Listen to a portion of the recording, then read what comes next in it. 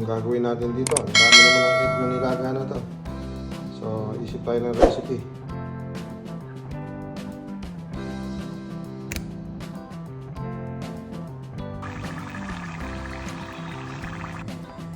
Ayan na, paborito natin ang itlog.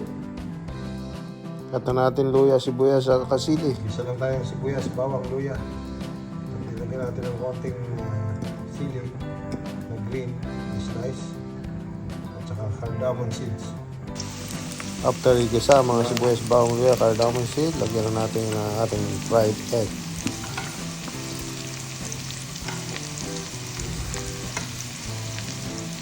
Ayan, ilalagay na natin.